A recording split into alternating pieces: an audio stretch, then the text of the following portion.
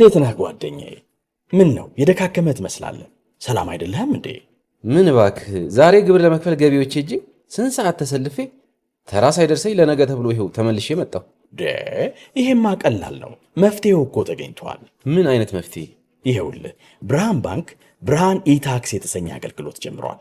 ይህ አገልግሎት ከገቢዎች ሚኒስቴር ጋር በመተባበር የሚሰጥ አገልግሎት ስለሆነ የግብርህን የገቢዎች ሰነድ ቁጥር በመያዝ ከዚያ የብርሃን ባንክ ደንበኛ ከሆንክ ከፈለግ በሞባይል ባንክ አገልግሎት አሊያም በብርሃን ኢንተርኔት ባንክ አገልግሎት ግብርህን መክፈል ትችላለህ።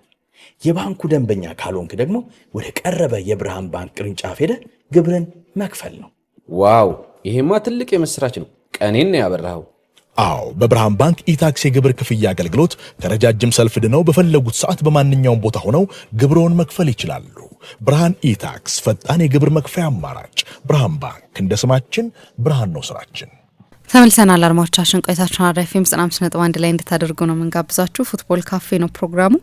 የኤንዞ ማሪስካን ጉዳይ እንመልከት። እንግዲህ ቼልሲ ባለፉት ጨዋታዎች ላይ ነጥብ እያጣ ነው። ባሳለፍነው ሳምንት ወደ ድል ተመልሷል። በእርግጥ እናንሳው ይሄንን ጉዳይ። ኤንዞ ማሪስካ ከክለቡ ሰዎች ጋር ጥሩ አለመሆኑን የሚያሳዩ አንዳንድ አስቴቶችንም እንደዚሁ እያሳየ ነው የሚገኘውና ይሄ ምን ማለት ነው ለቼልሲ፣ ለኤንዞ ማሪስካ እንደዚሁም ለክለቡ የሚለውን እንመልከት። በጣም ትኩረት የሚስብ ነው። ሰሞኑን ኤንዞ ማሬስካ ዛሬ ቼልሲ ከካርዲፍ ሲቲ ጋር ይጫወታል። የሩብ ፍጻሜ ጨዋታ ነው በሊግ ካፕ ወይም በስፖንሰር ስሙ በካራባኦ ካፕ።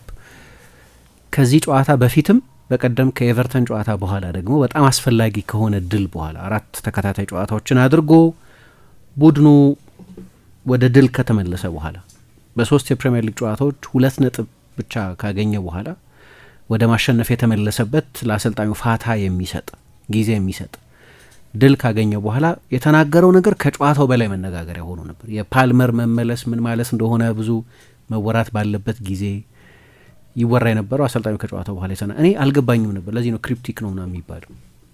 ያለፉት 48 ሰዓታት አለ በቼልሲ አሰልጣኝነት የከፉት ናቸው። ትናንት ስናነሳው ነበር የከፉት 48 ሰዓታት ናቸው። ምክንያቱም የሚደግፈን ሰው አልነበርም። ለዚህ ነው ተጫዋቾቹን ማወድ ሰው ነው ያለ። ጥያቄው ስለ ማሎ ጉስቶ ሚና ነበር።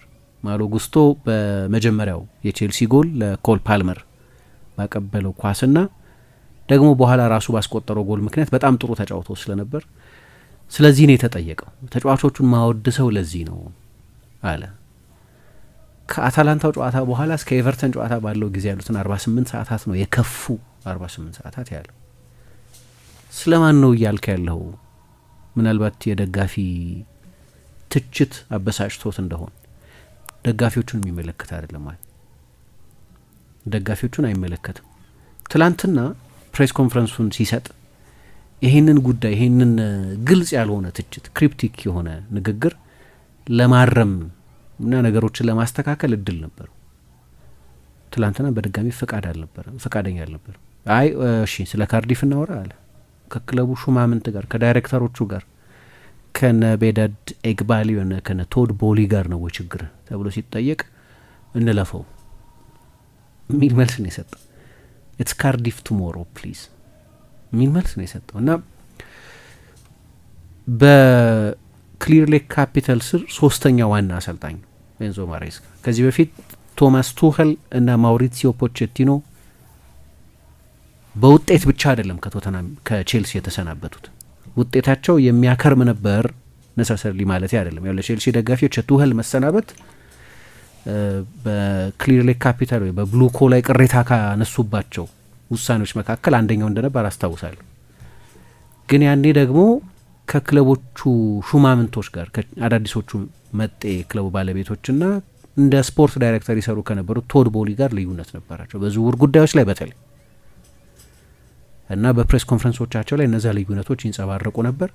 አንድ የቻምፒየንስ ሊግ ጨዋታ እንደተሸነፉ የዝውውር ገበያው ተዘግቶ ብዙዎቹ ዝውውሮች ያኔ ቼልሲ የእግር ኳስ እውቀት ያለው የስፖርት ዳይሬክተር ስላልነበረው የቢዝነስ ሰውና በሌሎች ስፖርቶች ላይ የተሳካላቸው ናቸው እንጂ ቶድ ቦሊ ስለ እግር ኳስና ስለ ተጫዋቾች የሚያውቁ አልነበሩም። እሳቸው ናቸው ግን ይደራደሩ የነበሩት። ስለዚህ የቶማስ ቱኸል ኢንፑት ያስፈልግ ነበር። ያን ጊዜ ግን ለቀቁ እና ዋናው ምክንያት ከክለቦቹ ሰዎች ጋር የነበረ የግንኙነት መበላሸት ነው ይባላል። በውጤት ገና ሴፕቴምበር ሳያልቅ እንዴት አንድን አሰልጣኝ ታሰናብቻለሽ? በተለይ እንደ ቱኸል አይነት ቻምፒየንስ ሊግ ያመጣን አይነት አሰልጣኝ፣ በቼልሲ ደጋፊዎች የሚወደድን አሰልጣኝ እንዴት ታሰናብጭ? ጉዳይ ውጤት ጉዳይ አልነበርም።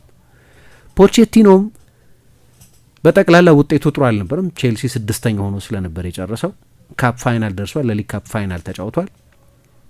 በሁለቱ የውድድር ዘመን አጋማሽ ቢያንስ በውጤት የቼልሲ የውጤት መሻሻል ነበር።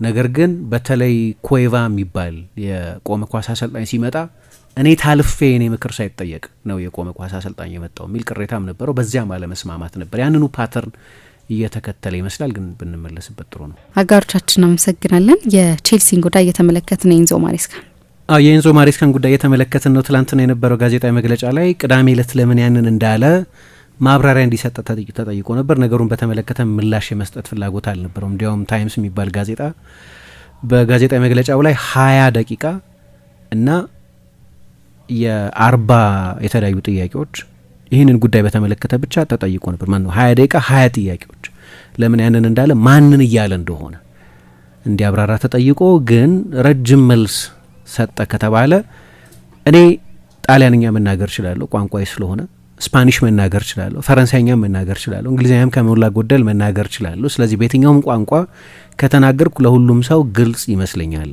ሌላ ተጨማሪ ነገር መናገር አያስፈልገኝም። ከፈለጋችሁ ጣሊያንኛ፣ ስፓኒሽ፣ ፈረንሳይኛ ልሞክር እችላለሁ። ነገር ግን አሁን አልቋል። ከጨዋታው በኋላ መናገር ያለብኝን ተናግሬያለሁ። እሱ ግልጽና የማያሻማ ይመስለኛል። አሁን ወደ ካርዲፍ ሲቲ ትኩረታችንን እናድርግ የሚል መልስ ሰጥቷል። ቅድም የፖቼቲኖን የቱኸልን ያነሳሁት ከቼልሲ አለቆቻቸው ጋር የመጋጨት ታሪክ ስለነበራቸው ማሬስካም ወደዛ ቀጠና እየተንደረደረ ነው ወይ የሚል ቅሬታ ስለሚያስነሳ ነው።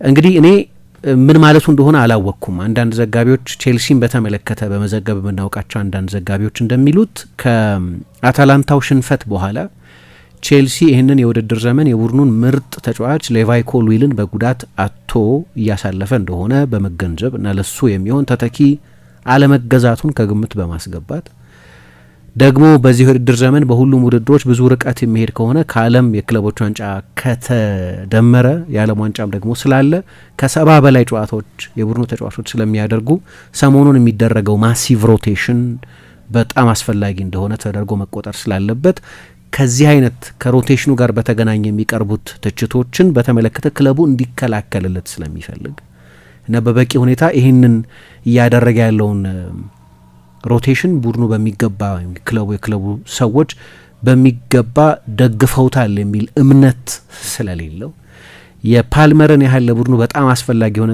ተጫዋች ሳይኖር ቀርቶ አሁንም ለቻምፒየንስ ሊግ በሚያሳልፍ ስፍራ ላይ መገኘቱ ቡድኑ ሪኮግናይዝ እንዲደረግለት ይፈልጋል። ባለፈው የውድድር ዘመንም በራሱ ብያኔ ቼልሲ አስደናቂ ዓመት ነው ያሳለፈው። የዓለም የክለቦች ዋንጫን እና የኮንፈረንስ ሊግን አሸንፏል። ደግሞ የቶፕ 4 ተሳታፊ ሆኗል።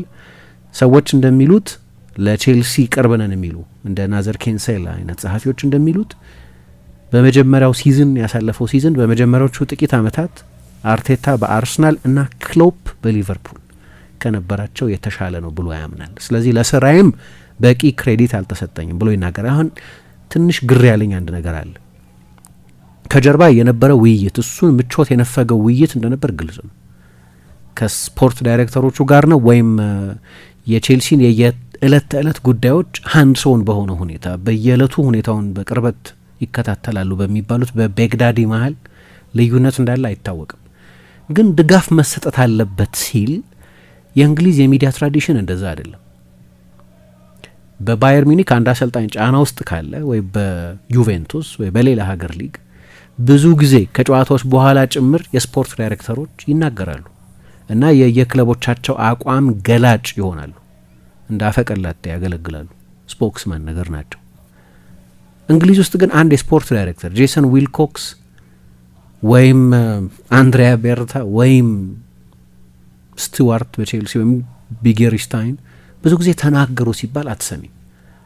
ኤክስክሉሲቭ ቃለ ምልልሶችም አይሰጡም። ከጨዋታ በፊትና በኋላም ልክ እነ ማክስ ኤበርል በጀርመን እንደሚያደርጉት አይናገሩም። ፐብሊክ ባኪንግ ፈልጎ ነው ወይም ከትችቶቹ በቼልሲ ድጋፍ መከለል ፈልጎ ነው ከተባለ እንግሊዝ ውስጥ እንዲህ አይነት ትራዲሽን የለም። አሁን ምን ማለቱ እንደሆነ ክሪፕቲክ የሚባለው ግልጽ ያልሆነ ትላንትና ግልጽ ሊያደርገው ይችል ነበር። ያንን አጋጣሚ ሆን ብሎ ሳይጠቀምበት ቀረ እና ስለ ክፍተት እያወራን ነው ወይ በሱና በሌሎቹ ሰዎች መካከል የሱን እጣ ፈንታ ሊወሰኑ በሚችሉትም ሰዎች መካከል በቼልሲ መቆየቱን አለመቆየቱን ማለት ነው በእነሱ መካከል ያለው ልዩነት የሚያሰፋ ንግግር ነው የተናገረው። ከዚያ በኋላ ግን ያንን ለማረም ለማስተካከል እድል ነበረው። አልናገርም ስፔሲፊክ ጥያቄ ነው የተጠየቀው። ስለ ሃይራርኪው ነው ወይ ከበላይ ስላሉት ሰዎች ነው ወይ የምትናገረው ተብሎ ሲጠየቅም እስቲ ባካችሁ ስለ ካርዲፍ እናወራ ብሎ ነው እንጂ አይ ከነሱ ጋር ችግር የለብኝም አላለም። እና እናውቃለን የሚሉ ሰዎች የሚሉት እንደዚህ በትክክል ጠንካራ ማስረጃ ባይኖረንም ግን አንድ ችግር አለ ከጀርባ 48 ሰዓት ብሎ ደግሞ ጊዜውን ስፔሲፋይ አድርጓል። ከአታላንታ ቤርጋሞ ጨዋታ በኋላ የክለቡን ከለላ አላገኘሁም የሚል ስሜት ነው። የደጋፊዎች ተቃውሞ ይሆን ወይ ተብሎ ሲጠየቅ በጭራሽ ደጋፊዎቹን በጭራሽ የቼልሲ ደጋፊዎች ምርጡ ነገር ይገባቸዋል። እዚህ ደስተኛ አይደለም ወይ ተብሎ ሲጠየቅ ደስተኛ ነኝ ብሎ ነው የመለሰው። ከክለቡ ሰዎች ጋር ያለ ግንኙነት እንዴት ነው ተብሎ ሲጠየቅ ኢትስ ጉድ አለና እንደ በፊቱ ነው ግን ሲሉት አይ ቲንክ ብሎ ነው የመለሰው። እርግጠኛ የሆነ አመላለስ አይደለም የመለሰው። እና በኋላ አንድ ማስሎ የሚባል የቴሌግራፍ ጸሐፊ ምን አለ ማሬስካ በቅርብ ጊዜ የጀስቲፉት የጆርጅ ሜንዴዝ ኤጀንሲ ደንበኛ ሆኗል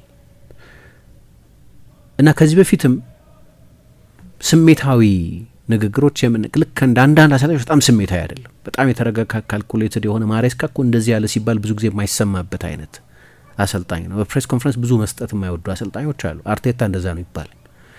ምሳሌ እኔ ያለው የአርቴታን ፕሬስ ኮንፈረንስ ግን ብዙ ጊዜ አሰልቺ ነው።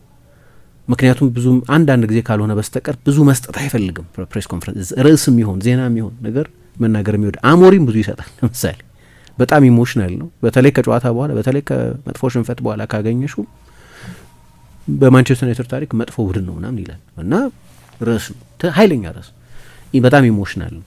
ማሬስካ ደግሞ በጣም ሴረብራል ነው፣ ካልኩሌትድ ነው ሲናገር። ስለዚህ ብዙ አንዳንዴ ካልሆነ በስተቀር አልፎ ካልሆነ በስተቀር አምና ኖቲንጋም ፎረስትን አሸንፈው የቻምፒየንስ ሊግ ስፍራ ሲያገኙ የታላችሁ እናንተ ጅሎች ምናምን ብሎ የተቹትን ሰዎች መልስ የሰጠበት በሌሎችም አጋጣሚዎች የሌቫይ ኮልዊል መጎዳትን ተከትሎ ቼልሲ ተከላካይ መግዛት አለበት የግድ ነው የሚል ከክለቡ ሰዎች ጋር ሳይመካከር የተናገረው የሚመስል ነገር ካልሆነ በስተቀር ብዙ ጊዜ የእሱም ልክ እንደ ሚካኤል አርቴታ ፋንክሽናል ነው። ኃላፊነቱ ግዴታው የኮንትራት ግዴታው ስለሆነ ነው ፕሬስ ኮንፈረንስ ላይ የሚገኝ የሚመስለው፣ ደስ ብሎት የሚናገር አይደለም። ግን ማስሎ ምን ይላል? ከጄስቲፉት ጋር አብሮ መስራት ከጀመረ በኋላ የቼልሲን ባጅ ያለባቸውን ትራክሱቶች ነበር የሚለብሰው እስከ ቅርብ ጊዜ ድረስ። ከሊድስ ጨዋታ ጀምሮ ግን ማሬስካን እንደ አሰልጣኝ የግድ ከቼልሲ ጋር ብቻ ተቆራኝቶ የሚታይ ሰው የቼልሲ ፕሮጀክት ሰው ተደርጎ መታየት አይፈልግም። ከዛ ነጠል ብሎ አሁን የራሱ ዲዛይነሮች የሚያዘጋጁለትን ልብስ መልበስ ጀምሯል እና ሲምቦሊክ ነው ይሄ ይላል። ከሌስተር ሲቲ ይለቃለሁ ብሎ አኮርፎ አንድ ጊዜ ይለቃለሁ ብሎ ተናግሮ ያውቃል እንደዚሁ። እና ምናልባት የዛ አጂቴሽን አንድ ማሳያ ከሆነ ብለው የሚናገሩ ሰዎች አሉ። ግን ችግሩ ከክለቡ ሰዎች ጋር እንደዚህ አይነት ሰጣ ገባ ውስጥ የሚገባ ከሆነ የእሱን በቼልሲ የመቆየት አለመቆየት ጉዳይ የሚወስኑ ሰዎች በመሆናቸው የተነሳ በኃላፊነት ብዙ ላይ ቆይ ይችላል ከዚህ ውድድር ዘመን በኋላ ማለት ነው የሚል ጥርጣሬ እንዲነሳ አድርጓል። በሱ ግምት እኔ ሃንዚ ፍሊክን እኔ ሉዊስ ኤንሪኬን ምናምን ያሸነፍኩ አሰልጣኝ ለኝ ብሎ ነው የሚያምነው። እውነትም ነው ለነገሩ ባርሰሎናን ፓሪስ ሳን ጀርማን 3-0 4-0 ያሸነፈ አሰልጣኝ ነው። ግን ችግሩ ኢንኮንሲስተንት ነው። ስለዚህ ልክ በአንድ በሊድስ በእንደዚህ አይነት ሁኔታ ሲሸነፍ ትችቶች መምጣታቸው አይቀርም። በአታላንታ ሲሸነፍ ትችቶች መምጣታቸው አይቀርም። ከቦርንመዝ ጋር አቻ ሲለያይ ትችቶች መምጣታቸው አይቀርም። ግን አምናም ቢሆን የቼልሲ ሰዎች አንድ ያልወደዱት ነገር በዚህ አመት እኮ ለቻምፒየንስ ሊግ አይደለም የምንጫወተው፣ ቻምፒየንስ ሊግ እግር ኳስን ማሳካት ግዴታ አይደለም የሚል መልስ ሰጥቶ ነበር። ይሄም በጣም ኮንትሮቨርሻል ነበር በጊዜው። በኋላ ደግሞ አይ ብሎ አረመው። ጥቂት ቆይቶ ቻምፒየንስ ሊግ ግባችን ነው በዚህ ውድድር ዘመን የሚል አስተያየት ሰጠ እና እንዲህ አይነት የሆነ ቅሬታ ከጀርባ ያለ የሆነ አይነት ያልተጣጣመ ግንኙነት በአለቆቹና በማሬስካ መካከል ያለ ይመስላል። ለዚህ ነው ትላንትና ፕሬስ ኮንፈረንሱ በጣም ይጠበቅ የነበረው። ለዚህ ነው ከኤቨርተን ጨዋታ በኋላ ከድሉ በላይ ከጨዋታው በኋላ የሰጠው አስተያየት አጀንዳ የነበረው። እንዴት ነህ ጓደኛዬ? ምን ነው የደካከመ ትመስላለህ። ሰላም አይደለህም እንዴ? ምን እባክህ፣ ዛሬ ግብር ለመክፈል ገቢዎች ሄጄ ስንት ሰዓት ተሰልፌ ተራ ሳይደርሰኝ ለነገ ተብሎ ይኸው ተመልሼ መጣሁ። ይሄማ ቀላል ነው። መፍትሄው እኮ ተገኝቷል። ምን አይነት መፍትሄ? ይኸውልህ ብርሃን ባንክ ብርሃን ኢታክስ የተሰኘ አገልግሎት ጀምሯል። ይህ አገልግሎት ከገቢዎች ሚኒስቴር ጋር በመተባበር የሚሰጥ አገልግሎት ስለሆነ የግብርህን የገቢዎች ሰነድ ቁጥር በመያዝ ከዚያ የብርሃን ባንክ ደንበኛ ከሆንክ ከፈለግ በሞባይል ባንክ አገልግሎት አሊያም በብርሃን ኢንተርኔት ባንክ አገልግሎት ግብርህን መክፈል ትችላለህ። የባንኩ ደንበኛ ካልሆንክ ደግሞ ወደ ቀረበ የብርሃን ባንክ ቅርንጫፍ ሄደህ ግብርን መክፈል ነው። ዋው!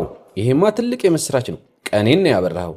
አዎ፣ በብርሃን ባንክ ኢታክስ የግብር ክፍያ አገልግሎት ከረጃጅም ሰልፍ ድነው በፈለጉት ሰዓት በማንኛውም ቦታ ሆነው ግብርዎን መክፈል ይችላሉ። ብርሃን ኢታክስ ፈጣን የግብር መክፈያ አማራጭ። ብርሃን ባንክ፣ እንደ ስማችን ብርሃን ነው ስራችን።